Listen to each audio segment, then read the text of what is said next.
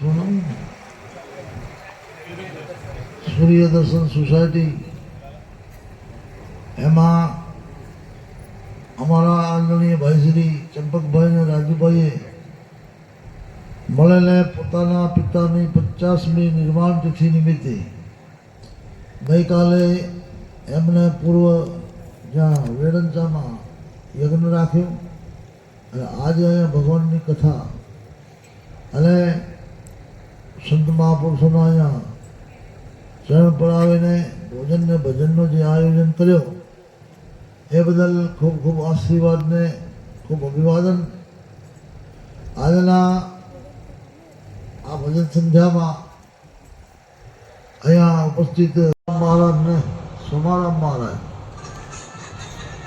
મુકુલરામ મહારાજ, મારા સંત શ્રી કર્ણપુરી મહારાજ અહીંયા આપણી સભાનો સંચાલન કરી રહ્યા છે એવા ભાઈ શ્રી મોહનપુરી મહારાજ અને તબલા ઉપર સવર આપી રહ્યા છે ઈશ્વરભાઈ પ્રજાપતિ અને આપણા રાજુભાઈ પ્રજા ખૂબ ભજનના એવા આરાધક છે, સારા કલાકાર પણ છે, પણ બહુ કલાકાર કરતા ભક્ત છે. અને અહીંયા સમસ્ત ધર્મપ્રેમી સજ્જનો માતાઓને બહેન મહાપુરુષે કીધું છે કરે તો कर सके तो नेक काम कीजिए, कर सके तो नेक काम लीजिए कीजिए, ले सके तो हरि नाम लीजिए, दे सके तो अन्नदान दीजिए, ये सब न कर सके तो कब्र में जाकर मुर्दों के साथ आराम कीजिए. आ બધો માણસ થી ન થાય તો કબ્ર में જઈને મુર્દોની સાથે માણસને આરામ કરવો જોઈએ. એટલે એક વખત કબ્રસ્તાનમાં કોઈ ઘૂમતો મર્દ ગયો તો કબ્રસ્તાનમાં શું થોડો સાફ સફાઈ હોય, વૃક્ષો હોય. મુસ્લિમ ધર્મમાં એવું માન્યું છે કે જ્યાં સુધી કયામત ન થાય ત્યાં સુધી ગયેલા જીવ કબ્રસ્તાનમાં જ હોય છે. જ્યારે કયામત એટલે પ્રલય થાય ત્યારે કબ્રસ્તાનના જીવોને आदेश મળે जन्नत में जाओ અને जन्नत में ત્યાં जन्नतને દરવાજા ઉપર ફરિશ્તા ઊભા હોય છે. એ મુસ્લિમ કિતાબોમાં લખેલું છે. ફરિશ્તા પૂછે તમારે મુર્શદ થા, આ જે તમારો કબ્રસ્તાનમાં જીવન ગયો એને પહેલો મનુષ્યનો જીવન હતો, ત્યાં તમારે કોઈ તમારે આગળ ગુરુ હતો, કોઈ મુર્શદ હતો કે હા હતો તો જાઓ, જન્નતમાં તમારો અધિકાર છે, નતો તો પાછા કબ્રમાં જાઓ. આપણી બધાની દશા એ નહીં છે પાછી. એમને સમજતા કે એમ એ લોકો માટે છે, જીવ બધાની ગતિ તો એક જ છે. આપણે એને ફરિશ્તા દેવતાઓ પૂછે તમારા ગુરુ કોઈ હતા તો સ્વર્ગમાં જાઓ તો મોક્ષમાં જાઓ, નહીં તો પાછા ઢકેલા જાય કૂતરા કાગડા થઈને ભટકો જ પૃથ્વી. એ બીજો કોઈ આપણે માટે નથી. એટલે માટે સજ્જનો આ કોઈ સિંગડા ધારણ કરવાની વાત નથી. અહીંયા બહુ વિવેકપૂર્ણ વર્તવાની વાત છે. માણસને અંદર ઝાંખવા જેવી વાત છે. આપણી કોઈ નિંદા કરે અથવા આપણી કોઈ અસ્તુતિ કરે તો બહુ ફૂલાઈ જાવ, ખુશ થઈ જઈએ. અને કોઈક નિંદા કરે તો એટલા બધા આગ બબોલા થઈ જાય કે એને ક્યારે મારી નહોતી. પણ મહાપુરુષો કહે છે कि निंदा को सुनना जहर के समान है, पर निंदा को जो पचा लेता है उससे बढ़कर कोई सुरवीर नहीं. નિંદાને સાંભળવી ઝેર પીવા જેવો છે, પણ એને પચાવી લે એને જેવો કોઈ સુરવીર જગતમાં છે નહીં. એટલે ત્યાં કબ્રસ્તાનમાં ભાઈ વૃક્ષો હતા, એ લોકો કબ્રસ્તાનમાં સેન્ટ વગેરે છિડકે, ગુલાબના ફૂલ રાખે, સુગંધી પણ સારી હતી અને એકાંત વસ્તુ હતી. એટલે પેલે જનાર ભાઈ કીધું કે યહાં બડી સુખ ચैन है, तो कब्र में थी मुर्दो बोलो कि ये हमने जान दे के पाया. कब्र में थी मुर्दो बोलो कि हमें जान दे ने ये सुख चैन प्राप्त करी છે. તારે સુખ ચैन प्राप्त કરવી હોય તો જાન આપી દે, અને આપણે કોઈને સુખ ચैन મેળવવી હોય તો જાન આપવી પડે. એને પહેલી સુખ ચैन બળવા નથી દીધી, આ આપણી જાનને રાખી બેઠા છે, સુખ જ પ્રાપ્ત કરવો છે આપણે. એને કવિ સાહેબે પણ કીધું છે, છોડો अपने तन की आशा निर्भय हो गुण गाई, કહે કબીર સુનો ભાઈ સાજુ સહેજ મેરે ગુરુ આઈ. તો સહેજથી ગુરુ તમને મળશે, ગુરુની પાસે ભટકવો નહીં પડે, ગુરુને ખોજવા નહીં જવો પડે, ગુરુ તમારી પાસે આવી જાય. પણ આ શરીરની આશા છોડીને ગુરુ મહારાજનો ગુણ ગાવે, ભગવાનનો ઈશ્વરનો ગુણગાન કરે. છોડો अपने तन की आशा निर्भय हो गुण गाई, કહે કબીર સુનો ભાઈ સાધુ સહેજે મિલે ગુરુ આઈ, ગુરુ સે લગીન કઠિન બોરા ભાઈ. એટલે માટે આજને ટાઈમમાં લગભગ ગુરુ લોકો તો સારો જ કરે છે, ગુરુ લોકો તો સારો જ કરે છે. બધા જ ગુરુઓ, કોઈ ગુરુ સારો નથી કરતા એમ નહીં. એ તો જીવોને સુધારવાની કોશિશ કરે છે, ભાવિક બનાવવાની કોશિશ કરે છે. પણ આ જીવોનો વકરરૂપ નથી મળતો, ટેડાઈ મટતી નથી મોયથી. આ વકાઈ છે ને, સીધા નથી બનતા. આ ચાર પગો ઢોર છે ને, એ બિચારો ચારે પગે હાલે છે, પણ સીધો માણસ જે છે ને એ ઊંધો છે, એટલો બીજો કોઈ ઊંધો હોતો નથી. ચાર પગો સીધો છે, એ સીધો આડો ચાલે છે, પણ ઊભો ચાલવા વાળો.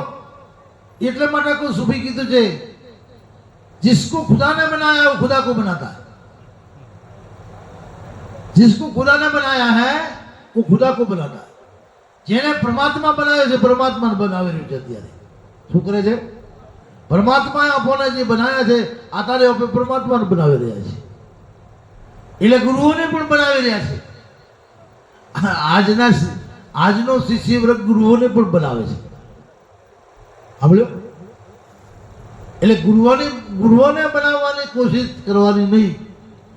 ગુરુ પાસે તો સલંદર થાવ તો જ મેળ પડે. સર્પ જે છે ને આ કુંડલ રૂપને છોડે તો દરડે ન પેસી શકે, એટલે ન પેસી શકે. વકાર રૂપ છોડે તો જ દરડે મેં પહેરી શકે. એટલે માટે મહાપુરુષો આપણી ભારત વર્ષમાં એટલા બધા મહાન થયા છે. એક ચરિત્રની મહાન ધરોહર, સહનશીલતાના ધરોહર. જ્યારે શિવાજી મહારાજ ગુરુ સમર્થ રામદાસના ગુરુ બનાયા, ત્યારે એ રાજપદ ઉપર આવ્યા, ત્યારે રાજપદ ગુરુને બક્ષિસ કરી દીધો કે આજથી મારો તન મન ને ધન ગુરુને સમર્પિત કરું છું, તો મારો રાજ પણ એને ભેળો આવી ગયો. મહારાજ આજથી રાજના અધિકારી તમે છો, રાજા તમે છો, હું પ્રતિનિધિ છું. ખાલી તમે કહેશો તો હું તમારા રાજને ચલાવીશ કરી, માત્ર પ્રતિનિધિ. હું એ ગાદી ઉપર ક્યારે નહીં બેસું. ગાદી ઉપર તમારી ખડાવ રહેશે. કારણ કે તમારે તપસ્વી પુરુષને મારે ગાદી ઉપર ક્યારેક મળવા આવવાનું બેસાડો તો ભલે, તમે તો જંગલમાં રહેનાર અને પોતાની આત્મા સંધાન કરવાવાળા પુરુષ છો. તમને એ બંધને મારે નાખવા નથી, પણ રાજ એ તમારો છે. તમે મને શુભ તો પ્રતિનિધિ તરીકે એમને ચલાવીશ. તો શિવાજી મહારાજ પ્રતિનિધિ તરીકે પોતે રાજ ચલાવતા. એક વખત શિવાજી મહારાજના ગુરુ સમર્થ રામદાસ શિવાજી મહારાજને મળવા માટે જઈ રહ્યા હતા પયાદલ. એવડા રાજના ગુરુ પણ પ્યાદલ જતા. અને એ કિસાનના ખેતરમાંથી તેલડીનો હોઠો ખેંચીને કાઢ્યો. તરસ લાગી કે ચૂસો થોડો, મારા કંઠ નીલા થાય. એટલે કિસાન જોઈ ગયો કે મારા તેલડીના હોઠા બે તોડી લીધા. પેલો આવે છે તો એના સોંઠાવાને હાથમાંથી ઝડપીને બરાબરના મોરમ ઝાપટ્યા કે મારા શેરડીના હોઠા કેમ તોડે તમે? એ કાંઈ બોલ્યા નહીં. એ માર ખાઈને નીકળી ગયા.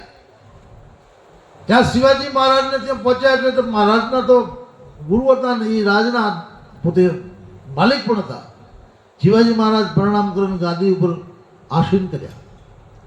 જોયો ગુરુજી, આ તમારા મોરમે આ ઓળા શેના પડી રહ્યા છે? કે બેટા એ તો કાંઈ નહીં, પડી જાય ના, વાત કરો. આવી હાલત તમારી કોણે કરી છે?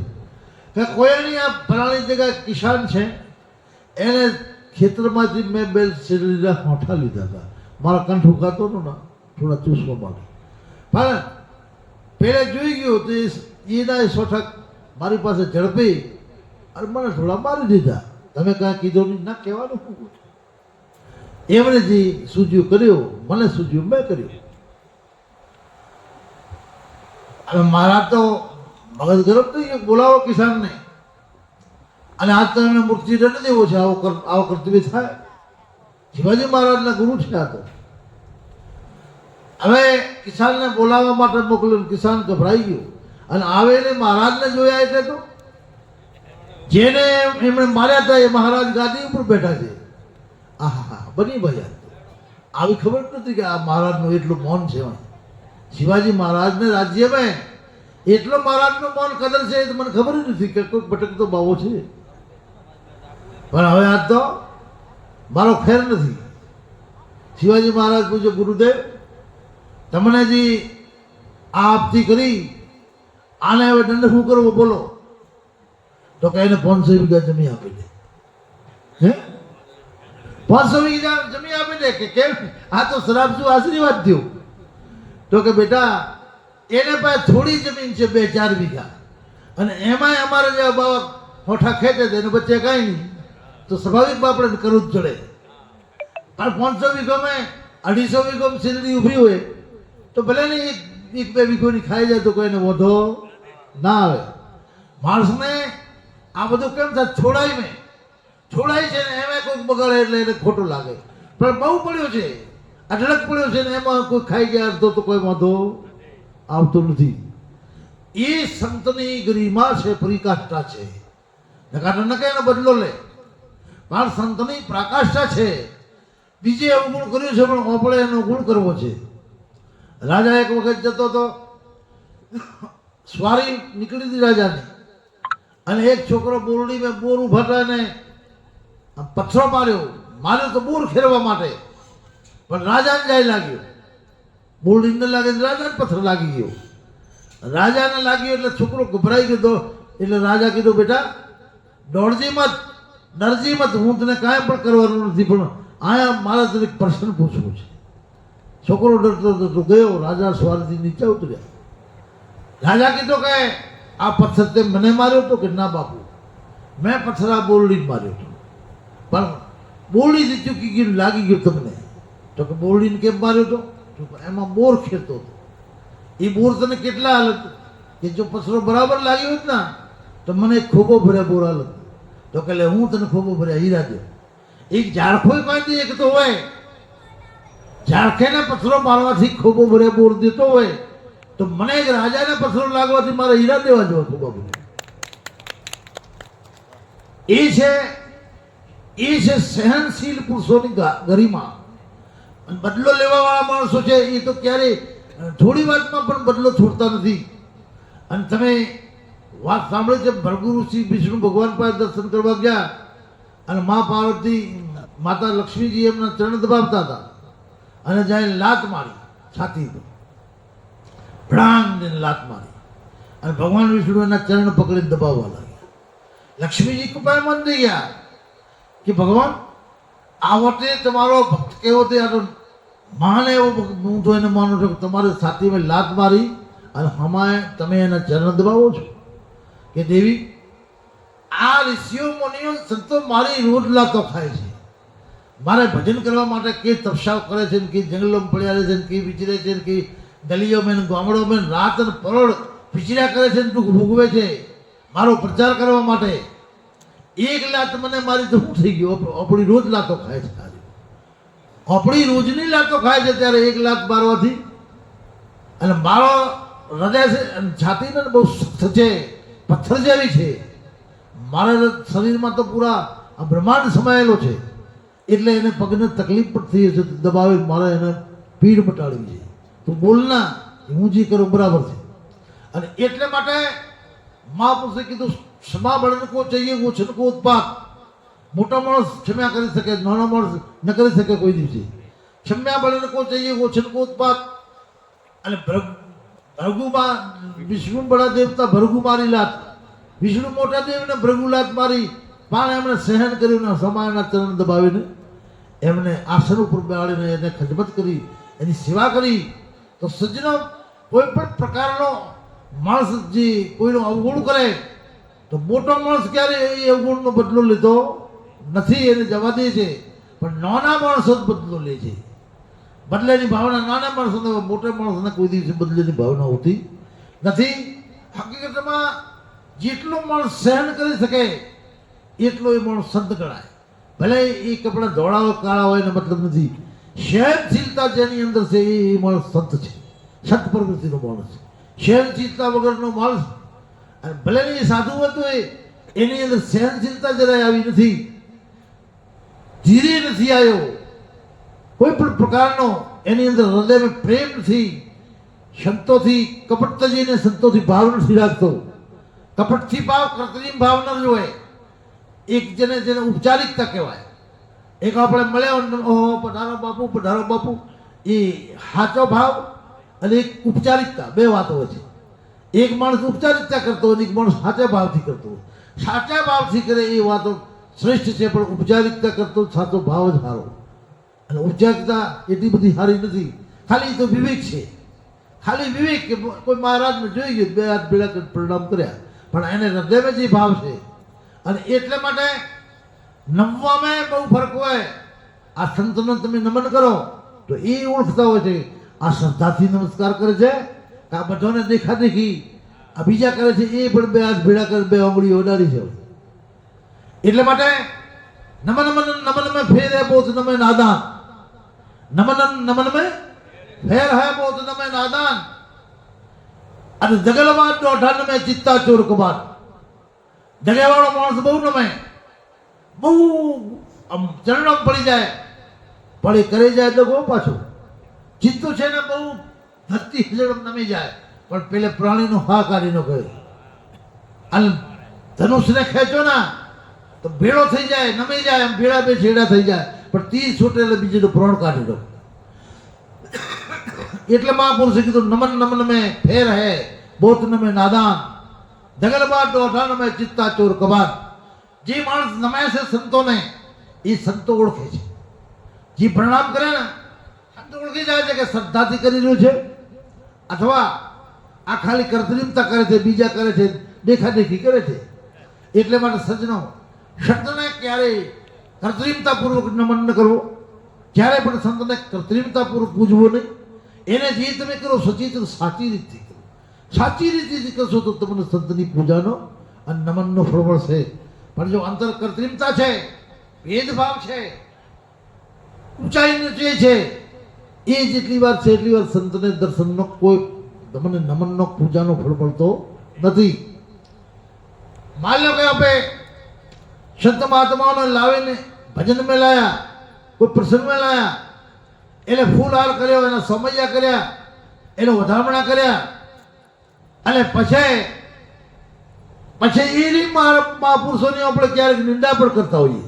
હું એમ કહું છું કે એકવાર જેને તમે પૂજી લીધો એ તમારા માટે પૂજ્ય છે, ક્યારે એનો પછી અનાદર થાય નહીં, ક્યારે ન થાય. એટલે માટે સજ્જનો શિવાજી મહારાજનો રામદાસ મહારાજનો કલ્યાણદાસ નામનો શિષ્ય હતો. કલ્યાણદાસ મહારાજ એ સાધુ રામદાસ મહારાજનો શિષ્ય હતો ને મહારાજને થોડી પાન ખાવાની ટેવ હતી. એટલે કલ્યાણદાસ બનાવીને દેતા, એનો ટેસ્ટ પણ થોડો ચાખશાક બરાબર ટેસ્ટ વાળો થયો છે કેમ. અને એ પાન સ્વામી રામદાસ ખાતા. એક દિવસે રામદાસજી શિવાજી મહારાજને મળવા ગયેલા, મહારાજ જો રોકી લીધા કે મારા ગુરુ મહારાજ આજ રોકાઈ જાઓ, આજ આપણે રોકાવાનું છે, વાતો કરશો. અને નગરવાળાએ દર્શન કરી. સાંજ પડી એટલે કીધું શિવા મારે એક વાતની ભૂલ થઈ કે જે ખંડણીમાં મારે પોનના મસાલા ખંડતા એ ખાંડણી આશ્રમ મેં લઈ ગઈ, એટલે મારે તો એ ખાંડણીથી ખોંડી પોન ખાવાની ટેવ છે. શિવાજી મહારાજને કોકે કીધેલો કે તમે ગુરુ મહારાજ તો એમને શિષ્યના જૂઠા પાન ખાય છે. શિવાજી મહારાજને એમ થયું કે એવા મહાપુરુષ ખાય તો નહીં, પણ કેમ સાચી વાત કેટલી. ત્યારે મહારાજને રોકી લીધા. મહારાજ કંઈ ખાંડણીના જ પાન ખાવાની મારે ટેવ છે, કલ્યાણદાસ બનાવીને દે અને એ ખાંડણીમાં ખાંડી. તો કે હું માણસ મેકુલી દઉં, હા ઘોડો દો, ઘોડો આપો, માણસ જાય આશ્રમમાં જાય ને કલ્યાણદાસ મહારાજને કહે કે મહારાજ જે રોકાઈ ગયા છે જે પાન બનાવી રહ્યો છો એવો બનાવી ટેસ્ટદાર પાન આપો. એમને સંતોને જ ખબર હતી શિવાજી મહારાજને ભરમ છે, એટલે એમને ટેસ્ટપૂર્વક ફળ પાન બનાવી મસાલાદાર માથે મૂકી અને પોતાનું મસ્તક કાપીને આમ આપી દીધું, લઈ જાઓ. પાન હમણાં મારા દાંતામાં પકડેલો હતો અને લઈ જાય મસ્તકને રાખ્યું. શિવાજી મહારાજ કીધું આ તો કે શિવા આજ મારી ખાંડણી છે, જે મસ્તક આપે છે ને કાપીને એનો જૂઠો ખાવાથી કોઈ પાપ નથી કરવું. આ તો ચાખતો હતો કે કેટલું ટેસ્ટ છે પાનમાં, સારો છે કે ના. પણ આજે એમણે મેં ખાંડણી મંગાવી તો મારી ખાંડણી મસાલો ટેસ્ટદાર બનાવવાની આ જ ખાંડણી છે અને એમણે પોતાનું મસ્તક મૂકી દીધું. એટલે માટે સજ્જનો, આવો જે ગુરુને પ્રત્યે જેની અતૂટ શ્રદ્ધા, અતૂટ વિશ્વાસ અને એવી જે ગુરુની ઉપાસના વાળો પુરુષ, એનું સહેજે કલ્યાણ છે. એને પછી કાંઈ કરવો પડતો નથી, સહેજ ગતિથી એનું કલ્યાણ થઈ જાય છે. 100% આપણે તન મનને ધન ગુરુને અર્પણ કરીએ છીએ. પણ હું એમ કહું છું 100 માણસ કદાચ ગુરુને તન મન ધન અર્પણ કર્યા હોય એવા સચિત્ર મેં તો એક આધો નીકળે તો ભલે. કેટલા? એમ સમર્થ રામદાસના શિષ્ય ઘણા હતા મહારાષ્ટ્રમાં. એ મોટો યોગીરાજ હતો, મોટો જ્ઞાની હતો. શિવાજી મહારાજ પણ એક એમના શિષ્ય હતા. એટલે એક દિવસે મહારાજે આ પરીક્ષા કરી કે તન મન ધન તો બધે કેટલી અર્પણ કર્યું છે, મારે જોવો છે આજ સાચી રીતે કેટલી કરી છે. એક દિવસે મહારાજ પેટમાં હાથ ઘાલ્યા, એમ અમળાવા લાગ્યા. જે શિષ્ય જાય બાપુ શું થયું છે? મહારાજને પરથીરામ બાપુને ત્યાં કોઈક જાય ને, બાપુ પેટમાં હાથ ઘાલીને બેઠો આંકડે આવતો એમ કરતા હોય તો પૂછે બાપુ શું થયું? ભાઈ તકલીફ આજ મને પેટની બહુ છે, એનો તમને પાલનપુર લઈ જાઓ, કો તો અમદાવાદ લઈ જાઓ એમ કે. પણ બાપુ કે ના ના, મારે અહીં દવાથી દુઃખ નથી મટે, એમ શિયાળનું દૂધ લાવો થોડોક તો મટે. હવે ત્યાં તો એના પગોમાં દુજારી થઈ જાય. શિયાળનું દૂધ એટલે એમ કેટલા શિષ્ય પહેલા ગયા અને મહારાજને પૂછ્યું, મહારાજ એ જ વાત કરે, શિયાળનું દૂધ લાવો તો મારું પેટ મટે. એ શિવાજી મહારાજ છેલ્લા જાય છે. એટલે એમણે કીધું બેટા શિવા આવ્યો, હંમેશને માટે મા બાપને ગુરુને પાસે ક્યારે માનવાચક શબ્દોનો લોભ ન રાખવો. ગુરુ આપણને નાના શબ્દો બોલાવે, ટુકારેથી બોલાવે, એટલો માન મેં વિવેક છે, તુકારે મેં પ્રેમ છે. તું મેં પ્રેમ છે અને આવો પધારો, તમે પધારો, એમાં માત્ર વિવેક છે, પ્રેમ નથી. તો આપણી માતા પિતા એક તો આપણે કહે છે, ભલે કલેક્ટર હોય, ભલે પ્રધાનમંત્રી નરેન્દ્ર મોદી હતા ને તો એમની મા તો બેટા આવ્યો એમ જ કહેતા, બેટા આવ્યો. પણ એ આવ્યો અને તું આવડો એમાં પ્રેમ છે અઢળક, અને તમે પધારો એમાં માત્ર વિવેક છે. તો ગુરુને માતા પિતા શિષ્યને ક્યારેય મન ના આપે હારો, અને મન લેવા પણ ન માંગે, મનના શબ્દો એમને પાસે લેવા પણ ન માંગે છે. હંમેશને માટે એને તુકારેથી બોલાવે એ જ શ્રેષ્ઠ છે. એટલે માટે શિવાજી મહારાજ સમર્થ રામદાસ કહેતા, બેટા શિવા આવ્યો. સમ્રાટ રાજા હતો એને કહેતા, હા બાપુ આવ્યો, અને મેં સાંભળ્યું તમારા પેટમાં તકલીફ છે. અરે પણ ભાઈ બહુ છે સવાર પછી. પછી આ તમારા એટલા બધા અનુયાયી આવીને બેઠા છે, કોઈ ઉપાય ન કર્યો? કે હા ઉપાય તો દવાખાને ડૉક્ટર પાસે લઈ જવાનું કહે છે. મને એ તકલીફ નથી, તો મને તકલીફ તો એવી છે કે સિંહણનું દૂધ પીએ થોડું પાસે ભર્યો તો આ તકલીફ મને મટે. એમ શું છે ગુરુ મહારાજ, સિંહણ પણ તમારા માટે કોઈ મોટી વાત નથી, હું લઈ આવું. આ તો સિંહણનું નામ સાંભળીને કોપી ગયા હતા. અને શિવાજી મહારાજને ખબર હતી કે જંગલમાં સિંહણ રહે છે. એ રાતના સિંહ શિકાર કરીને આવેલા, સિંહણ બિયાલી હતી, એને બચ્ચા હતા. એ બચ્ચાને દૂધ પાઈને સૂતી હતી સવારમાં. અને શિવાજી મહારાજ ત્યાં પહોંચી ગયા છે તલવાર લઈ. તલવાર લઈને પહોંચી ગયા. શિવાજી મહારાજ કીધું એના ઉપર વાર નથી કરવો. ગુરુ મહારાજની ભક્તિની મારે પરીક્ષા કરવી છે. સિંહણને ઊંઘાડીને પણ મારે પકડવી નથી. એમણે સિંહણને અવાજ માર્યો કે એ માતા ભગવતીનું તું વાહન છે, જાગ ઉઠીને ખડી થઈ જા. હું મારા ગુરુ મહારાજ માટે દૂધ લેવા આવ્યો છું, તને દોઈને જાવો છે મારે. અને જો તારી તાકાત હોય તો મારે ઉપર હુમલો કરી દે, અને નકર મને દૂધ લેવાનું. સિંહણ બકરી જેવી થઈ ગઈ. તમારી શ્રદ્ધા હોય ને તો કાળ પણ તમારાથી દૂર ખસી જાય છે. સિંહણ બકરી જેવી થઈને સરેન્ડર થઈ ગઈ. એટલે શિવાજી મહારાજ કીધું કે મને જે ગુરુ મહારાજનો પ્રતાપ થશે ને કે આ સિંહણ બકરીને જેમ ઊભે નહીં ત્રાપ તો મારે જ એની બોલ ઉપર હું આવ્યો છું એના બચ્ચાનો ના છે હા એવી તાકાત ગુરુ મહારાજની છે મેં તન મન ધન દુછાવર કર્યો આ તન ગુરુ મહારાજનો છે સિંહણ અગર ખાઈ જાય તો ખાઈ જાય ને કે મારો કોમ કરવા હું આવ્યો છું એમાં ડરવાનો નથી સિંહણ બકરી જેવી થઈ ગઈ એમ સલંડર થઈને ઊભી એને વિચાર આવ્યો કે અહીંથી દૂધ લઈ જાઉં અને ત્યાં મહારાજ કે ઠંડો થઈ ગયો હવે મારે કામ નહીં આવે તો ખીલાની ખેંચીને લઈ જાઉં બધું શિરને કાન મેં પકડીને ખેંચીને લઈ ગયા છે મહારાજ જો બેઠા હતા આશ્રમમાં મહારાજ આ શિરને હું ખેંચીને લાવ્યો છું હવે દૂધ તમને દોઈને પાઉં કે બેટા છોડી દે હે છોડી દે હું આ બધોની એક પરીક્ષા લીધી હતી તન મન ને ધન કોણે સાચો અર્પણ કર્યો છે અને સાચી રીતે તેલ તન મન ધન અર્પણ કર્યા છે આ બધા ખાલી શાબ્દિક બોલ્યા છે શાબ્દિક વાતો કરી બોલ્યા છે પણ તન મન ધન અર્પણ કર્યો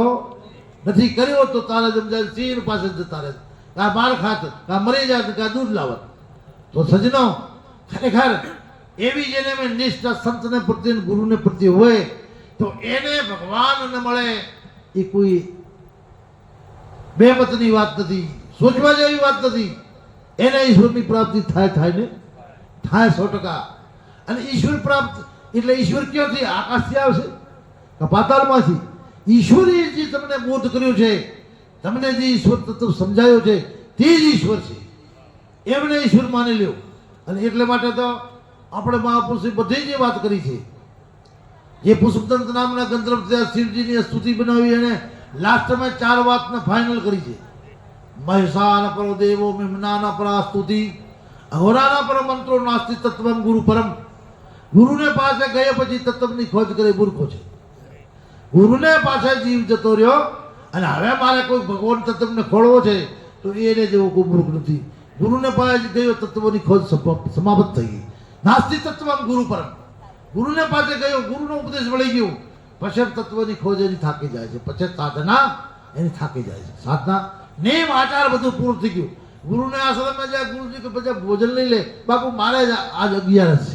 અરે વૃથા આ ચરણોમાં 11 શું હોય એને પ્રસાદ ખાલી તારો કલ્યાણ થઈ જાય 11 મેલ પડી એક ભાઈ અમુક આ પ્રસાદ લે ગુરુનો એટલે માટે ખરેખર આપણી એવી એકતા નિષ્ઠા ગુરુને પ્રત્યે જ્યારે આપણી જાગશે તો ગુરુ કોઈ પણ મહાન છે ગુરુ તમે મહાન હો તો ગુરુ મહાન જ છે ગુરુમાં ક્યારેય કોઈ કચાશ નથી દેખવી ગુરુને નાનો સમજવું કોઈ ગુરુ નાનો નથી તમારી શ્રદ્ધા મોટી હોય ગુરુ બધું ગુરુ મોટો જ છે આપણી શ્રદ્ધાનો વિશ્વાસ જ કામ કરે છે ગુરુઓ તો બધા મહાન જ છે તો ખરેખર સજનો આપણા ચંપકભાઈ રાજુભાઈને ધન્યવાદ આ બધા સંતોના દર્શન કરાવીને આપણને કૃતાર્થ કરાયા અને પોતાના પિતાની 50મી નિર્વાણ તિથિ જે ઉજવી એ બદલ ખૂબ ખૂબ આશીર્વાદ ધન્યવાદ એટલો કહીને મારી વાણીને વિરામ આપું છું. સદગુરુદેવ કી જય.